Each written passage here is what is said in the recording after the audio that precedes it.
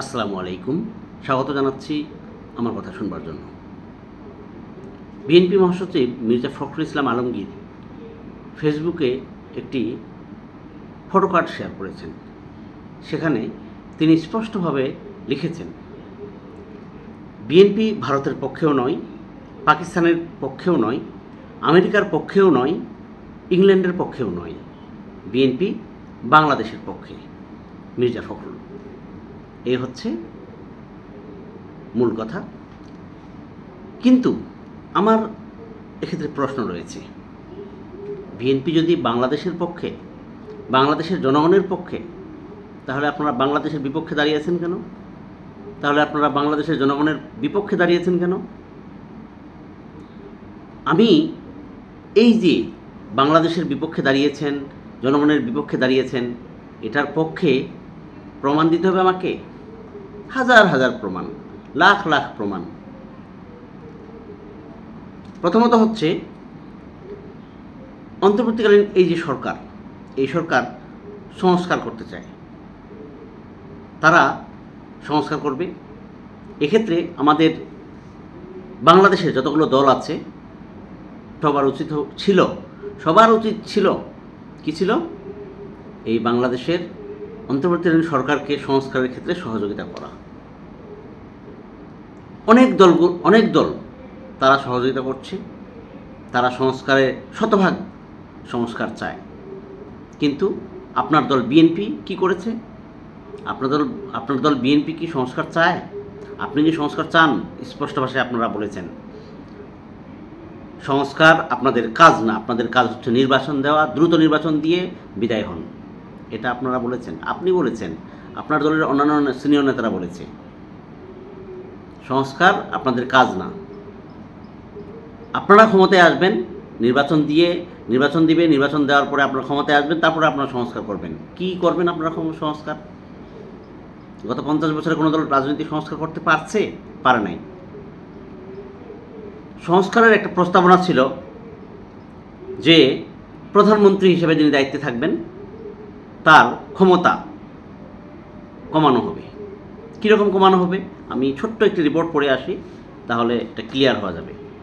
রাষ্ট্র পুনর্গঠন এবং বাংলাদেশের গণতান্ত্রিক ব্যবস্থাকে শক্তিশালী করার লক্ষ্যে সংস্কারের উদ্যোগ নেয় ডক্টর মোহাম্মদ ইউনূসের নেতৃত্বাধীন অন্তর্বর্তীকালীন সরকার। কিন্তু এই উদ্যোগের মাঝপথে এসে বেশ কিছু গুরুত্বপূর্ণ ইস্যুতে মতবিরোধ দেখা যাচ্ছে কোনো কোনো রাজনৈতিক দলের পক্ষ থেকে। বিশেষ করে প্রধানমন্ত্রী পদে একই ব্যক্তির দুইবারের বেশি না আসা, প্রধানমন্ত্রী ও দলীয় প্রধানের পদে একই সঙ্গে না থাকা, সরকারের মেয়াদ 5 বছর থেকে 4 বছর কমিয়ে আনার মতো প্রধান কয়েকটি সংস্কার বাস্তবায়নের সঙ্গে দ্বিমত পোষণ করেছে বিএনপি। গত সপ্তাহে ঈদের আগে মঙ্গলবার জাতীয় ঐক্যমত্য কমিশনের কাছে জমা দিয়েছে প্রতিবেদন একটি বিএনপি, এবং এই প্রতিবেদন অনুযায়ী এই বিষয়গুলো উঠে এসেছে। মূলত বিএনপির ওই প্রস্তাব ঘিরেই সামাজিক যোগাযোগ মাধ্যম এবং রাজনীতির মাঠে এ নিয়ে নানা আলোচনা সমালোচনা দেখা যায়।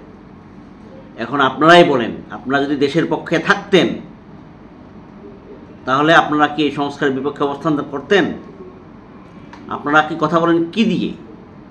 মুখ দিয়েই তো কথা বলেন, তাহলে ভুলভাল কথা বলেন কেন? মিথ্যা কথা বলেন কেন? সংস্কার আপনারা চান না মানে আপনারা দেশের পক্ষে না, আপনারা জনগণের পক্ষে না। প্রতিটা মানুষ চায় যে একজন প্রধানমন্ত্রী 2 বারের বেশি হবে না। আর আপনারা অতীতে যেভাবে আওয়ামী লীগ মনে করে আসছে বাপদাদার সম্পত্তি প্রধানমন্ত্রীর পদটা, ভবিষ্যতেও একইভাবে আপনারা চান যে এটা বাপদাদার সম্পত্তি, এটা বারবারই প্রধানমন্ত্রী একজন হবেন। এটা তো গণতান্ত্রিক ব্যবস্থার সাথে যায় না ভাই, এটা যায় না, গণতান্ত্রিক ব্যবস্থার সাথে যায় না। এটা মাথায় রাখতে হবে, আপনাদেরকে বুঝতে হবে। এই সংস্কার খুব দরকার প্রধানমন্ত্রী হিসাবে। একই সাথে দেখেন, যে ব্যক্তি প্রধানমন্ত্রী তিনি আবার একটা দলের প্রধান, এটা কোনোভাবে অ্যালাউ করা যাবে না। আপনারা চাইলেন কি না চাইলেন, আপনারা তো চান না। এই যে আপনারা চান হচ্ছে প্রধানমন্ত্রী যিনি থাকবেন তিনি দলীয় প্রধান হিসেবে থাকবেন। আওয়ামী লীগ যা ছিল, আওয়ামী লীগের দলীয় প্রধান হিসেবে শেখ হাসিনা মাসের পর মাস, বছরের পর বছর, যুগের পর যুগ ধরে তিনি দলীয় প্রধান। আপনার প্রধানমন্ত্রী হওয়ার পর 15-16 বছর ধরে তিনি প্রধানমন্ত্রী। তাহলে আপনারাও সেই একই মানে আওয়ামী লীগ যে পথে সে পথে বিএনপি, এটা তো ঠিক না। তো সংস্কারটা করতেই হবে। 4 বছর এ নিয়ে আমার প্রশ্ন থাকতে পারে, আপনার প্রশ্ন থাকতে পারে, 5 বছরই থাক, সমস্যা নেই। কিন্তু একই ব্যক্তি দলীয় প্রধান হিসাবে এবং প্রধানমন্ত্রী হিসাবে থাকতে পারবে না, এটাই ফাইনাল কথা। একই সাথে